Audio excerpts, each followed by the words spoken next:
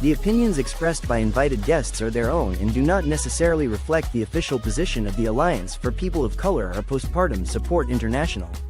This space is intended for informational and educational purposes only and does not replace professional mental health or medical care. If you or someone you know needs emotional or perinatal support, we encourage seeking professional care or accessing PSI's official resources.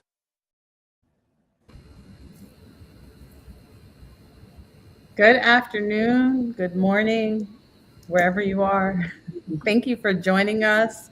I'm really excited today to be in this space with such amazing change agents and workers, and you're going to hear a lot about their experience today as we continue to acknowledge Breastfeeding Awareness Month and also the importance of Black Breastfeeding Week.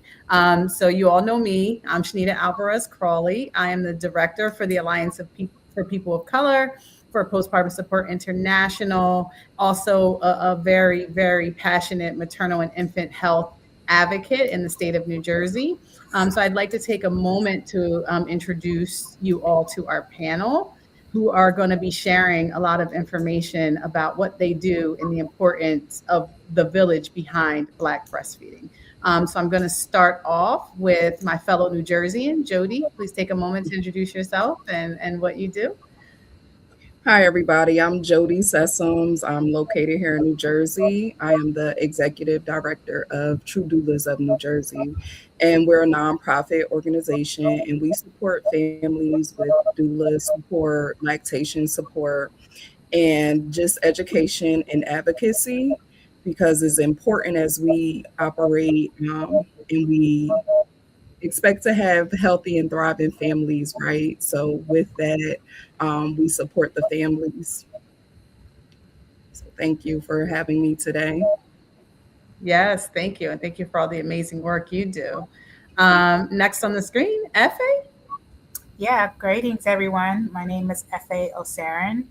I am a community midwife. I am coming from my own organization, Arisha Midwifery, where we focus a lot on preconception care and education. I'm also a birth worker. Primarily, a lot of my work was done on the East Coast of New York for the last decade. But today, I mostly do a lot of education around midwifery, preparing for childbirth, and afterwards. Thank you. Cassietta, welcome. Tell us about you and your amazing work and organization. Hi, good morning, good afternoon, everyone. My name is Cassietta Pringle, and I am so happy to be in the presence of fellow East Coasters, like New York, New Jersey representing. I am Brooklyn born and DC raised. But I represent Mamatoto Village. We are a perinatal support services organization in Washington, DC, a nonprofit organization. And we offer guidance and support and services and advocacy to Black and Brown families here in the DC area.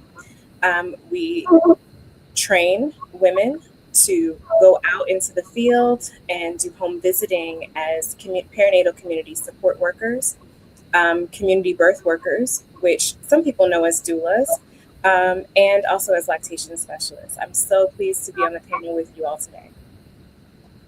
Yes, thank you so much. So we all know that like the importance of breastfeeding and why it's so important when we think about maternal and infant health and mental health and bonding.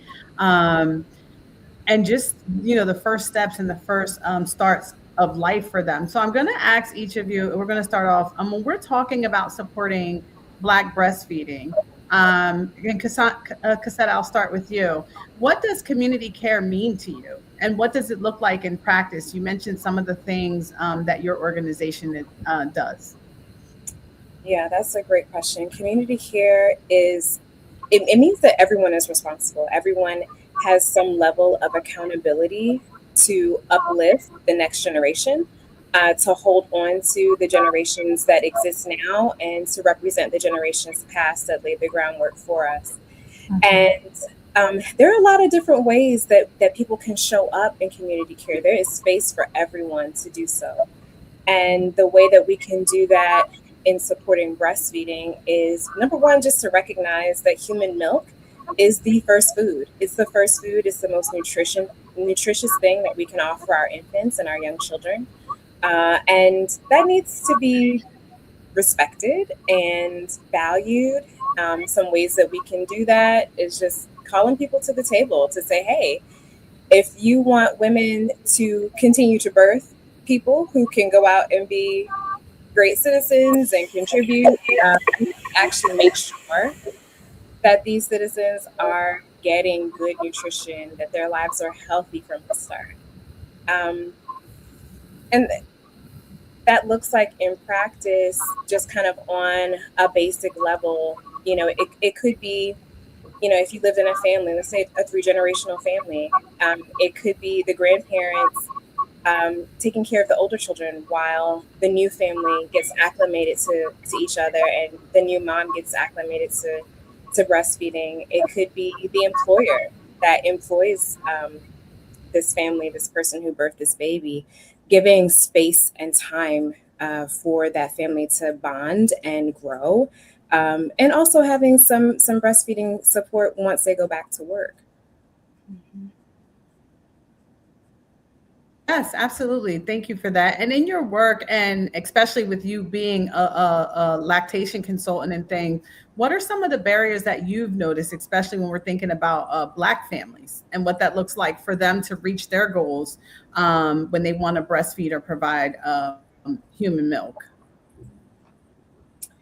I think right now, time is our biggest challenge, our biggest commodity, but also our biggest weight. The time that is offered to families to really sit and spend with educating themselves on what breastfeeding is. What does it mean for these glands sitting on top of our chest to actually begin to lactate and then feed our children? Having time to speak to other people in their community. Black people are a group that we share, we talk, we story tell, and there has to be time for that, time to spend sitting under someone learning, time to digest and really invest in that information, and then time to implement. And I do see time as a barrier. It's not really valued and respected and upheld for our people in the Black community. We're told, hurry up and birth this baby, then hurry up and get this baby on the breast or on the bottle, then hurry up and get back to work. And then while you're at work, hurry up and get the job done. Don't worry too much about your family and get back here tomorrow. There's just not a lot of time offered and invested in our families. Thank you for that. Thank you. And Jody, just keeping up with that conversation and share with us a little bit about like what you do within True Doulas of New Jersey, what your doula training is, and how your community comes together to create community and also support Black breastfeeding goals.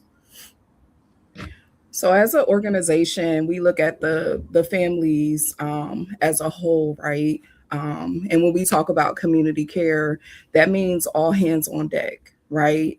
So not only is it the mother and the father's responsibility, but, the siblings, they have a part, right? They're impacted by a new baby coming into the home, grandparents, cousins, all of those loved ones. So at our organization, what we look to do is support the whole family as a whole. So if you're a loved one and you love this person in your life who just had a baby, what does that look like for you? Where do you hold space in this ecosystem of growing a new family?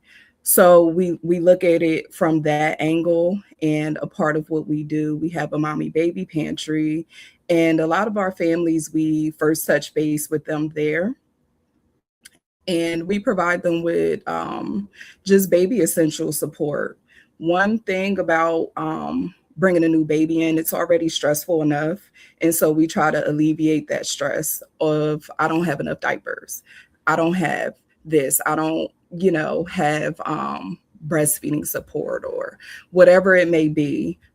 So we support our families through our mommy baby pantry with free baby essentials like diapers, wipes, different baby gear, clothing.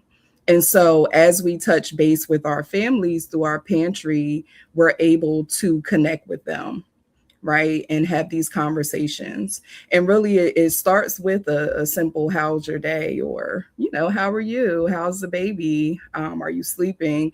Right. And then you get to learn things about this, the person and their new baby, their family. So then you're able to support them in different ways. So through those conversations, you're able to identify, okay, who's in your life that is supporting you? Okay, is that person supporting your breastfeeding journey?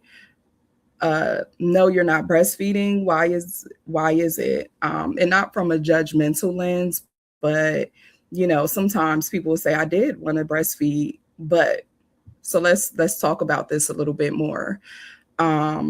So just teaching them about, how they can be supported in what it is that they want.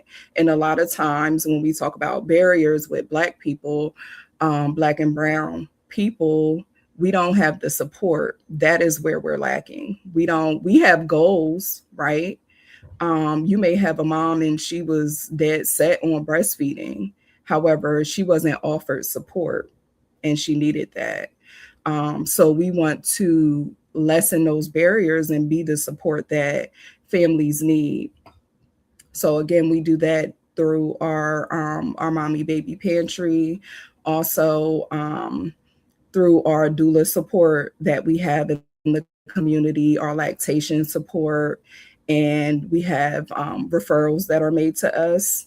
And a lot of it, although it's not sustainable, we do the work for free because we don't want any Black or brown person to say, I didn't have the breastfeeding support that I needed. I didn't have, the diapers that I needed. So a soiled diaper was left on a baby too long and now they have, a rash or health issues, right? We never want that to be the case.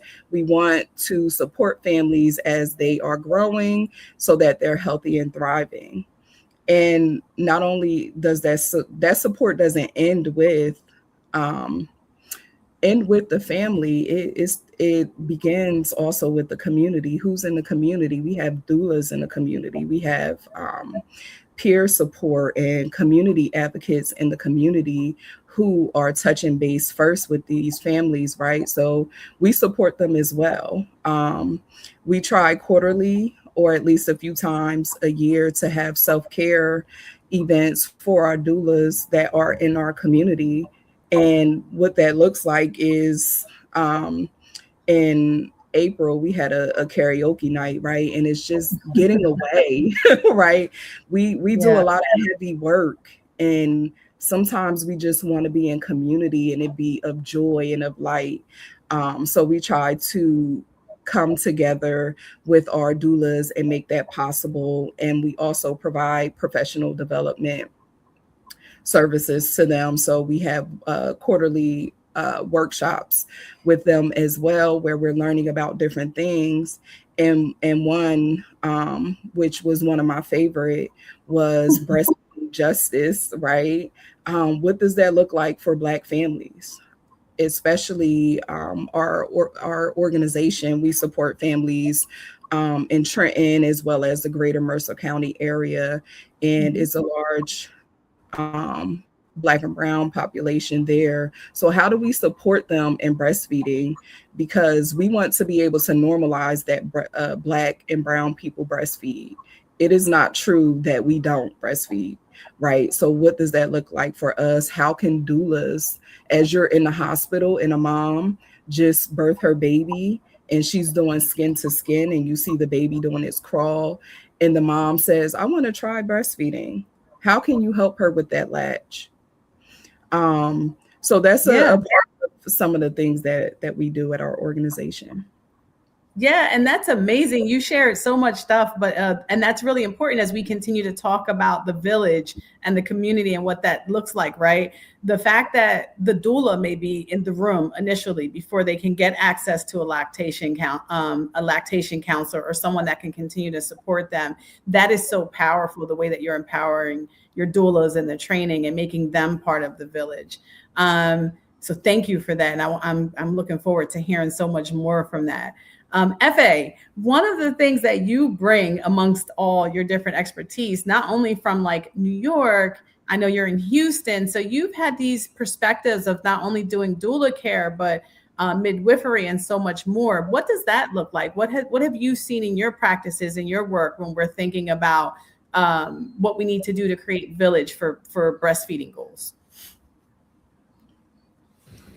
Yeah, thank you. Oh, Jody, you shared so much. That was so insightful. I like to look at community care from the perspective of who are you interacting with in your daily life, right? Because those are the people who are going to know you and be able to see when things are different. And so community care could be your neighbors, your colleagues, who you see at the grocery store, the person you constantly see at the pharmacy, including your friends and family, right? But in practice, community care are the people kind of in your vernacular area where they can access you and you can access them. And you are involved in their lives, right? And so special moments that happen in their lives, are the lady that you meet at the grocery store, her son graduated high school, you have been seeing him for the last decade. She sees that you're pregnant now. She drops over some things that she had left over from her pregnancy, similar to your neighbor next door. Maybe there's a generational home next door and there's a grandmother there who says she wants to come and support. And so the more you're involved in your own community, where local to you, and they can see these transitions in your lives and also you can participate in them. I think it's important that you involve yourself with your community so that way when it's time for you to show up or when it's time for people to show up for you, there's no question about it. There's no going to look for people. It's more of an abundance because you have provided abundance in people's lives. It takes intention, right? And it takes a lot of time. And this is how a village generally works, right? You're constantly involved in people's lives. You're dropping things off, you're picking things up. Maybe there's mail missing. You're constantly interacting with people's lives. Specifically from a African traditional way of looking at villages. So my background is in Nigeria. I also lived in Ghana, and this was also similar to when I was living in Mexico. Family members are involved more immediate family, like the people that are in your household, but things that are outside around like food, things that you're needing. Not everyone is very aware of a lot of the doula organizations or the community organizations that we have or the community-based organizations that we have now. Most people are aware of who is next door, who they see at the mailbox, who they see at the community gym, or who they see at the clinic. And the only way that we're able to kind of infiltrate those spaces is making sure that they are aware that we are also in those spaces. So like when I am promoting like some of my work and so forth, I'm promoting it in the spaces that people are constantly at, right? The nail shop, the beauty shop, the Walgreens around the street, the schools down the street, car pickup. I also immediate friends and so forth as well. And so for me, community care is really about like the immediate access that you have to people. And then further on, we can get into community-based organizations. Thank you for that. You just opened up a whole nother concept of conversation, right? Because you're coming from a cultural lens where there is a lot of impact in the migrant and immigrant communities, right? Mm-hmm. So what are some of the considerations that you would say when we're thinking about breastfeeding here from folks that are not within their immediate family and their context? What does being culturally aware and competent mean for them? And for our audience who may be working or encountering these families? What are some things that you... Sorry, go ahead. It's often spaces for migrant communities, often in spaces that they're coming to find each other. So for instance, when we first moved to Houston, my family migrated from Nigeria to Louisiana and then Louisiana to Houston. The family that they met when they were in Louisiana. They also all migrated together in Houston over a couple of years. So like all of my play cousins are cousins, not blood related, but people that we all grew up with in Louisiana until then that same family groups moved here, right? And it's about maybe 20 or 30 of us who all moved together, right? And these are often in religious spaces and community organizations or tribal organizations. So like my mother is a part of her tribal organization, have been for the last 30 years. Every time someone has a pregnancy, has a graduation, has a funeral, there is an illness, they have set plans. There is a separate account that they use to support members. It's similar to like a susu, where you are with a group of people and they put in a poke of money, and whenever it's your turn, you get to get some of the money in the pot or whatever. And so migrate communities really focus on bringing their culture and kind of being close knitted here together. And so they shop at the same places for their groceries, right? And so if you're going to the same African market or you're going to the same Mexican market, you're going to see people who are similar, who share your language and who share some of that culture. And so you would reach out to them before you reach out to somebody else or somebody that may refer you. At least from what I've seen, that people will reach out to their immediate, okay, this is an organization or the collective that I have been with for the last 20 years. Or when you are moving or someone has migrated recently, they migrate into that community. And so you may have been here 6 months, but this community has been here for several decades. And so you kind of get meshed well straight into it. And then you have things like your aunties and uncles. And again, you know, in Black Belt, we have what we call like play families or play cousins, right? But in our culture, everybody's auntie and uncle, as long as they're older than you. And so I could be at the grocery store and say, oh, auntie, I need this. And she will get it for me because that is a familiar culture that we have with each other. That's amazing. Thank you so much for that. All great stuff. So in hearing that, Cassietta, I'm getting tongue tied. I'm sorry.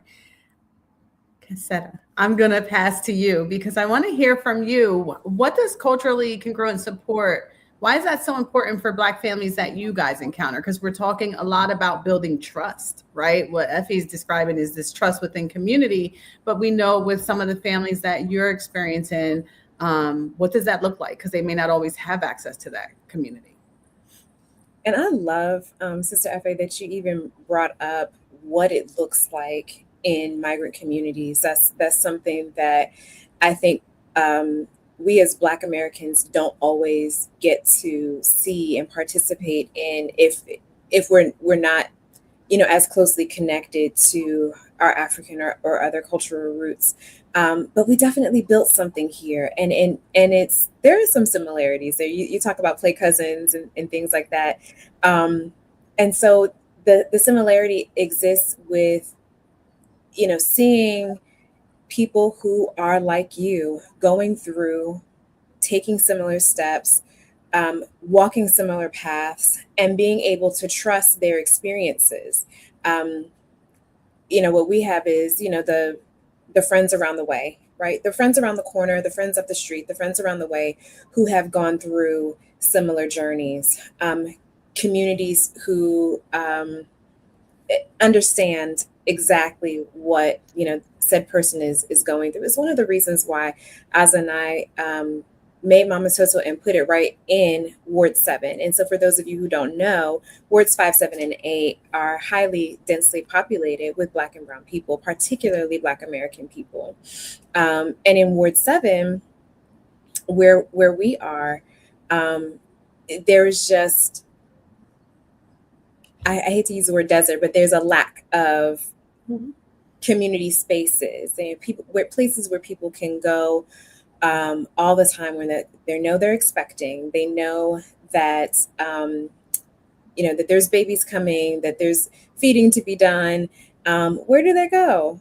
You know, there's a place in Ward 8, and there are places around, but not right there in the community where you know the person who is giving you education lives right up the street from you, perhaps, or perhaps they grew up in that neighborhood, and so they kind of get it, they kind of understand. And there's something about that affinity of someone understanding exactly where you're coming from, knowing the types of foods that you eat, understanding the vernacular that you use, even, and what that really means.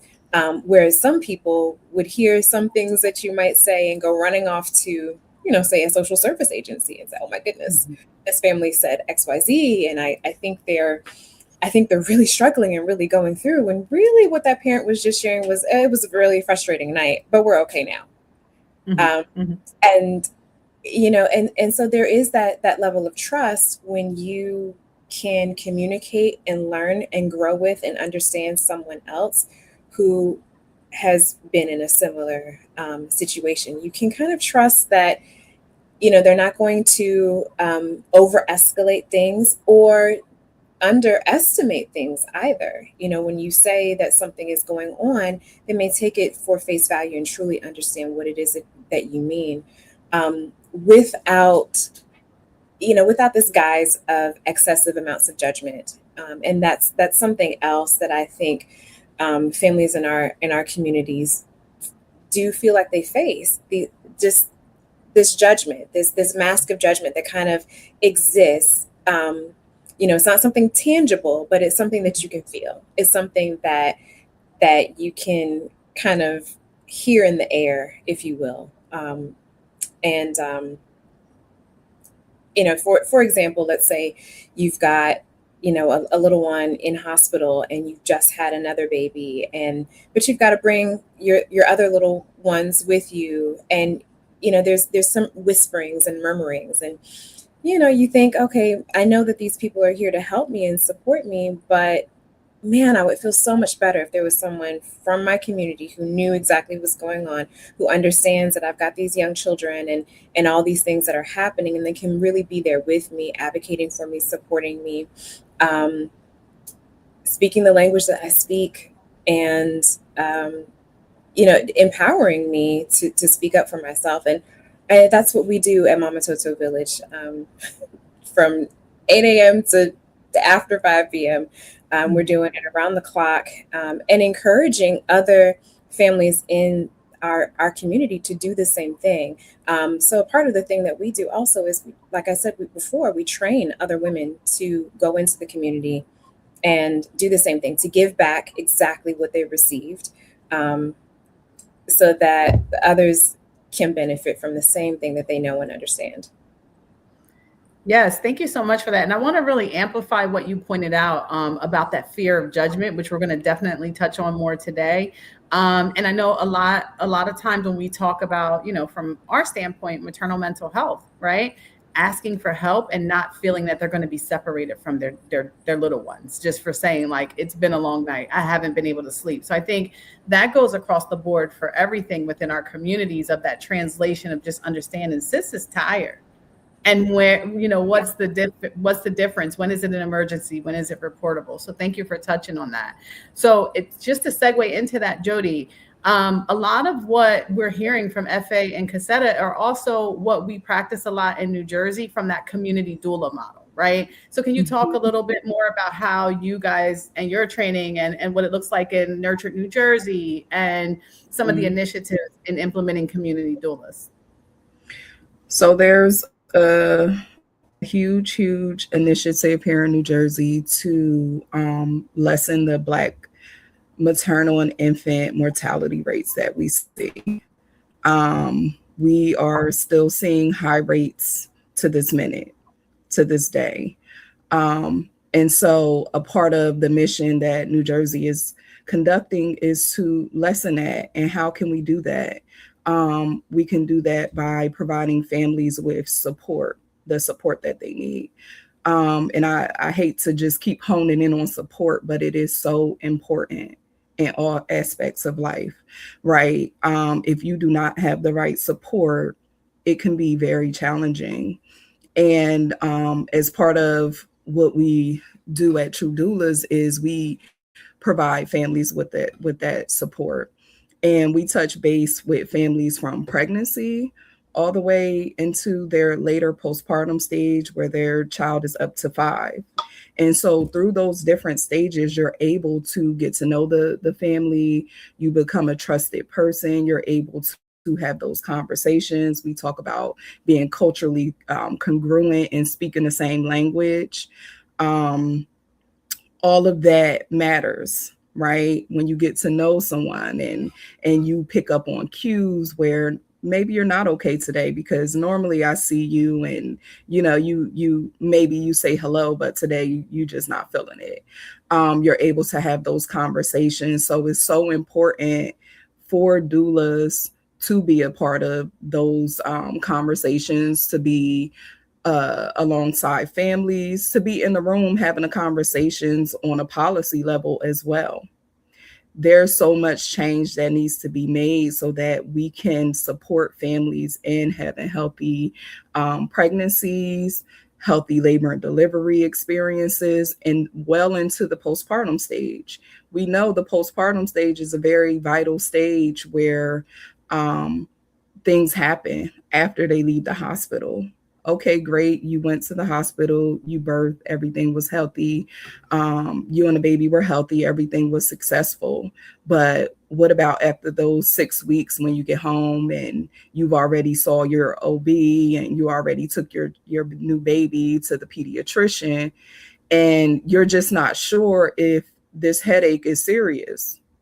And so you're just taking a leave or you're just taking Tylenol, right? Having community support, having a doula who walk with you through your pregnancy and you're able to just text her or call her and say, hey, I've been having this headache for 3 days. The doula is going to tell you, call your doctor right now and maybe even go to the emergency room because that's not normal. And Jody, how does the doula support with breastfeeding? Because I know with a lot of the doulas that I've worked with, you guys are really, really hands-on with the breastfeeding goals. Yes. So doulas, so with the doula training, doulas do receive light breastfeeding training when it comes to assisting their families. Some of us dove a little deeper and are lactation consultants, so we're able to assist a little bit more with the families. But just encouraging the mom, right? That could go a long way with the mom letting you know, I want to breastfeed my baby. Okay, as a doula who knows my mom wants to breastfeed her baby, once she has the baby, I'm going to recommend skin to skin immediately after the birth, because we know with skin to skin, you're able to regulate the baby's heartbeat. The baby is able to, as he or she is transitioning earthside, they're able to now seek for the breast because now they're hungry. And so just knowing small little things can make a huge difference. The baby might find the nipple all on his own, him or her own, right? Or if not, just helping the mom a little bit with position and just telling her, just relax, just, you and your baby are trying to find your way. So providing that encouragement. And as doulas, we are familiar with hospitals that we're birthing in, and there's lactation consultants on site, right? So if you see a mom struggling, you can call the nurse in, or you could request for a lactation consultant. And when we speak about barriers, that's a barrier because hospitals, they don't tell you that. They don't tell you, oh, we have lactation consultants on that work with us. So if you want to breastfeed, we can have that extra help for you. So as Black and Brown people, we're navigating alone and by ourselves. And so having those, the support from doulas or just community health workers, and people that speak the same language as you, it goes a longer way to where you're able to feel safe.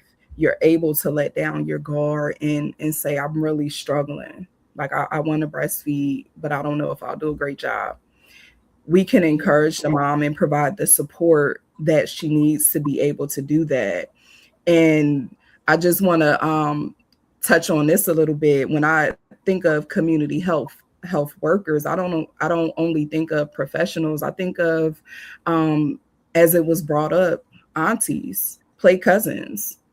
If we all have the information, we can all be community health advocates, supporters, and be the messenger of this information, so that our neighbor, if we know she's having a baby, we can provide her with the support of, do you have a doula, or have you heard about this organization? They provide pregnancy support, or whatever it is that they provide that is relevant to the mom. And one of the things, we have a program is called our Loved Ones program, and it's to support people of the pregnant and postpartum moms. How can you, as a loved one in her life, support her? And this is, auntie, cousin, grandmom, partner, even your best friend. What does it look like for you to support her and educate yourself in, just simple things as far as breastfeeding, right? Knowing. So Jody, I'm gonna stop you there, because you preaching. But that, I think that segues us into that next question, right? Because what you're amplifying is what we're all talking about creating that community in that village, right? So I'm gonna shift us a little bit into policy, right? So I'm going to give each of you an opportunity to really talk about what that looks like, because we're hearing a lot about advocacy, creating community, including the family, whether it's through the nail shop, where we find folks at, right? So, Efe, I'm going to start with you. How can we advocate for and protect Black breastfeeding while still honoring the family's circumstances and feeding goals? And then keeping in mind that pressure, that support, that guilt that often sometimes comes with breastfeeding goals. Yeah, the biggest thing with breastfeeding that I've noticed in my travels is in other countries that there's an acceptance of it, where here there isn't a full acceptance of it, or there is a kind of disengagement. And as we know, as birth workers and Black historians as well, that there has been a repeated offense through policy, as well as through like private equity businesses creating formula to bring us back to work. And it's not to say that formula isn't necessary when it is, but there was a time period where the breastfeeding was normal, was a lot more aware, and then became an issue where they wanted people to go back to work sooner, and it made it easier with formula. And so we know, because of those type of policies that had kind of came in with that we have to kind of reverse that. We have to kind of look back. In Ghana, we say things like Sankofa, right, to pull back, to go forward. And a lot of the things that I would love to see around breastfeeding policies is connecting with our community again, right? And so where are you, and where are you going to be breastfeeding? And that's often wherever you are with the baby, right? Is there a space where you can do that, right? We need breastfeeding pods everywhere. We need breastfeeding pods in schools. We need breastfeeding pods in restaurants. We need them in the subway systems. We need them on the trains. We need them at work. We need to be able to have them in the airports. Sometimes you see them at airports now. I always like to go inside to make sure that they're clean, to just kind of see like, is this actually being used, and so forth. And ideally, we start with these breastfeeding pods that connect you to an IBCLC, or at least a CLC, a hotline or so forth, someone that can connect you with to talk about your lactation issues. I also would love to see policy around IBCLC trainings being offered by the state, free as charged by anybody who is available to take them. At the moment, they're kind of promoted towards birth workers or someone who's already been in birth work and they want to take it a little bit further in their education. But like, I would love to be able to go to church and know that like, okay, there's at least 3 to 4 CLCs who are at my church, right? And they can offer me lactation support during services and so forth. We need a lot more awareness around it, but also just protection from people who do not have the awareness, who do still shame about it, who do still feel that way. Or I think the biggest thing around breastfeeding is just being able to say that like, I have support and I would love to do it, and who can help me do it. One of the things I do meet with clients, especially clients who had previous children who wanted to breastfeed but didn't get to breastfeed. And when I meet them, it's always, oh, I can't breastfeed. I never was able to. And I love to be able to recounter that with who was supporting you, right? And what does can't mean to you? And a lot of times they say I can't breastfeed, I couldn't breastfeed because they didn't have the knowledge to breastfeed, they didn't have the support to breastfeed, they didn't have the time to breastfeed. And so my biggest thing is really starting with education and evidence-based education. Before I can get into organizing their home and their community and their postpartum care, it's what do you know about lactation? What education do you have around it? What myths do you have around lactation and breastfeeding? We start there, and I usually start with making sure that they have a foundation on 101, where the milk comes from, how does the milk come out, how does it affect your body, how does it affect the baby's body, how much milk does the baby need? A lot of folks feel that, oh, you have a bottle of milk and you feed the baby. What we all know as birth workers and supporters is that the baby's stomach is very, very small for a long time before they need a full bottle of milk, right? And just kind of often being on call when they're needing that. And I often tell clients that, like, if you have a breastfeeding issue, you need to see someone immediately within that day. The more you let it go, the longer the problem would be. And then we have a cycle that is difficult to get back fixed. And so the moment it's, oh, we missed the feeding, I'm not able to feed, or he slept too long, she slept too long, I was tired, I bottle fed, immediately getting someone who is an expert in lactation can come in and help make sure that you can able to continue that cycle of flow. And it's easier to do that if we have policies around making sure that breastfeeding is accessible.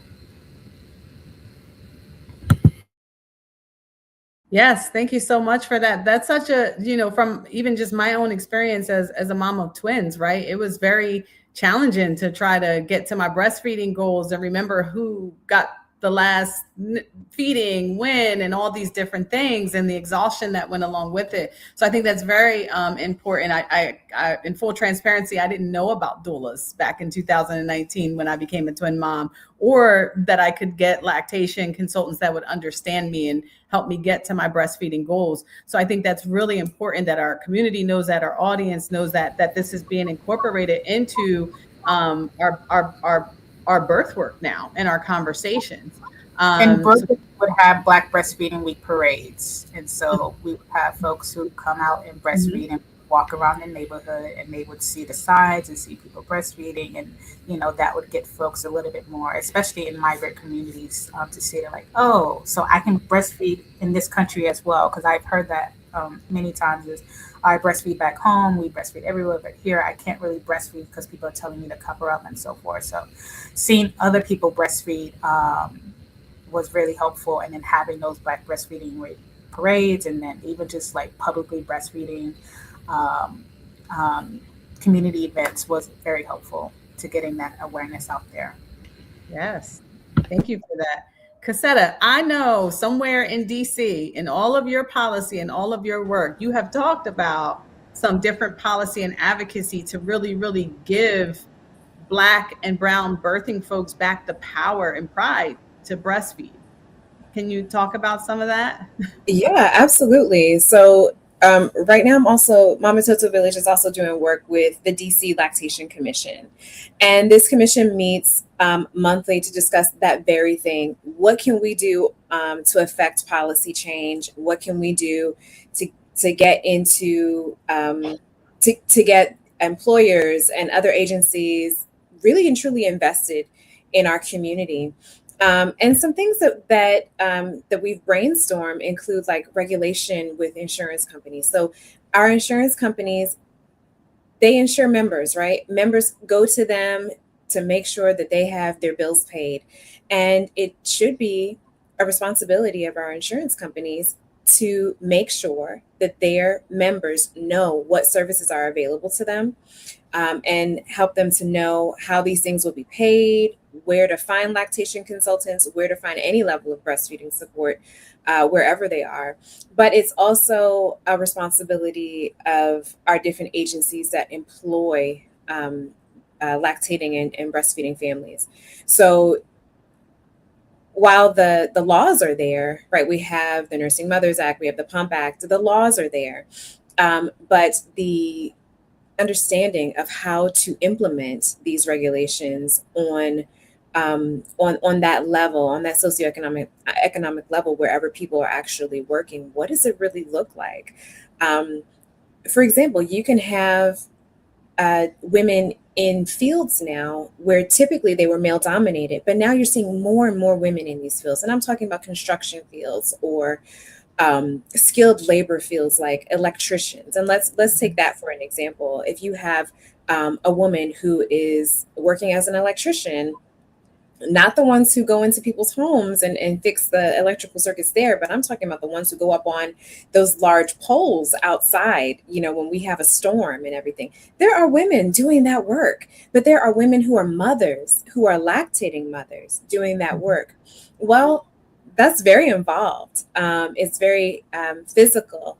And when it comes time for them to pump for their children, to make sure that they have that next meal going, where exactly are they going to go up on that pole to breastfeed their babies, right? And so we have to think about getting to these different agencies and organizations and giving them creative tools that they can really utilize and implement for their workers, so that they can continue to have people who are working, who feel that support, who feel well supported.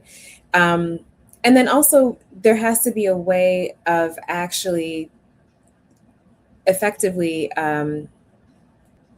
guiding these regulations, making sure that these regulations are met by every type of agency. Right now, the laws say that if an organization has 50 or fewer employees, that they are exempt from some of these laws that protect pregnant people and those who are lactating. And I say it's time for us to do away with that. 50 or more, to me, that doesn't matter. What matters is that you have the one, right? You have the one who needs whatever it is that you have to offer. They need to be able to feed their children. They need to be able to protect their breast health. And so if our agencies value the employees that they have, they should also be willing to provide everything that they need. I love what FA said about even these breastfeeding pods that exist. We have a few here in the DC area. There's one area hospital that's really well known for their pod. And then we have a few in some of our airports, but that's it. We need to have them in the parks. We need to have them in the community centers. We need to have them in the schools, in the school systems. And then that's actually another area when we're talking about schools and the supports that are available for our educators and our students who are also lactating women. There need to be more rules and laws around that as well. Certain university educators fit within our current laws, but public school educators don't always, and definitely the students don't have specific laws that are made to support them when they're lactating as well. And so we can affect that change. I encourage anybody who's an advocate for breastfeeding, anybody who's an advocate for lactating families, go and join your local coalition. Here in DC, we have the DC Breastfeeding Coalition, we have the Maryland Breastfeeding Coalition, the Virginia Breastfeeding Coalition. Join your local coalition and get involved as an advocate. Come out to Mamatoto Village and volunteer. We had a lot of different things going on during our breastfeeding month, but if you get into these different organizations and you put your foot down and say, hey, I want to see support looking this way, then you can also go to these hearings that the lawmakers have, and you can make your voice heard as a community constituent. Yes, that's a lot of information. Any other policies or laws specific to your states that you're aware of that Cassietta didn't share here before I jump into the chat and answer some of the questions? I just want to add on to that, and thank you so much for just bringing up all of those things around policy. And I remember when I had my 5-year-old 5 years ago, and I needed the assistance of IBCLC. And she came and supported me for our initial visit to figure out what was happening. And after that, she's like, okay, I'll send you some information. So she pretty much, texted me either some informational sheets or some YouTube videos. And as we were talking, she said she was only allowed 2 visits with me based on my insurance. So now I'm thinking, well, how is 2 visits with a mom who is clearly struggling with the aspect of breastfeeding, and maybe you identified the problem, maybe you didn't. So either way, more than 2 visits are definitely needed and necessary for the mom and the baby to be able to successfully breastfeed. So just taking those limits off of the lactation consultant so that they can actually do their job the way that they see fit in doing their job and supporting families, so that it is their goal. If they want to successfully breastfeed, they're able to do that, and they're not limited to, I'm gonna send you some videos so you can try it on your own. Yes, thank you for that. Why limit the service, right? If you have insurance, I think insurance coverage continues to be a hot topic. All right, so I would love to stay here and we could do this over and over again. I did want to I'm checking into the chat. So some folks are saying, they feel like the pods give this kind of conversation about it should be something that's hidden and private. And I know that we've really been talking about, I understand that the pods can serve a purpose across the world. Women breastfeed in public, the facility that that they work for pods, and they're expensive, right? And I think that one of the things that we're really trying to amplify in this conversation in general is just that it looks different for everyone. And when we're trying to create an inclusive space, there may be folks that I'm a mental health professional first and foremost, so I'm going to tell you that a lot of folks enter into this journey still struggling with some forms of trauma and some different things that way, right? So some may still be wrestling with a whole lot of traumatic healing, and they want the privacy of it. So I think it's very important that we have spaces that are either or and allow folks to choose what looks best for them. And we can all talk about that. I think what's most important is that the families and the infants have access to human milk and reaching their breastfeeding goals in whichever way is safe. Because some folks here are talking about the safety of breastfeeding in public, and there's still some folks that are not comfortable seeing it. So I don't know if we would ever really settle on something there. I think amplifying the insurance companies and access to resources and community is very important there. I'm going to give each of you 30 seconds or less. One wish, if you could change Black and brown breastfeeding goals and access in the community before we close out, what would that look like? I can go. For me, it's a little bit more expansive than breastfeeding. I would love for us to see more annual leave promotion. If we were a country that had 1, universal health care, and 2, annual leave, things like Black breastfeeding wouldn't be necessary, right? Mm-hmm. A lot of the initiatives we have is because we don't have the foundations of a country that is supporting women and that is not resisting a lot of the patriarchal notions that have caused these issues, right? It's the same thing for maternal mortality and morbidity issues. If women and people who are pregnant who are able to expand universal health care and annual leave, then a lot of these problems will cease to exist. Thank you. I would like to go next with that one. I have always, since I had my child, I have always spoken about the fact that I believe our government should pay families who are having babies, who are feeding babies, maybe who are even staying home and raising these children. There is a certain responsibility that we have as a society to those who are bringing up the next generation. And so if we could pay more into that, pay more into the nutrition and the foods that are available, pay more into making sure that housing is affordable, pay more into making sure that our basic needs are met, our utilities, our water, all of those things like that are met. And then the families can really thrive. Families don't have to worry so much about making choices between whether or not I'm going to breastfeed or whether or not I'm going to give this bottle of formula so that I can go and continue to, live my life in the way that I'm living it. So I think that if we offer some type of universal payment to families who are during this childbearing time, so that they can actually exist and thrive and be healthy. Yes. And there's studies that show that works. Yes, there are. Yep. Jody, any other thoughts? Yes, I would just add understanding the historical trauma that Black and Brown people face. And a lot of times it's not that they don't want to breastfeed. They may not know how. It's not something that they've ever seen before in their family dynamic. And so they're new. They may be the first generation trying their hand at this thing that, yes, it's a natural within us, but it still takes work and support and education around it.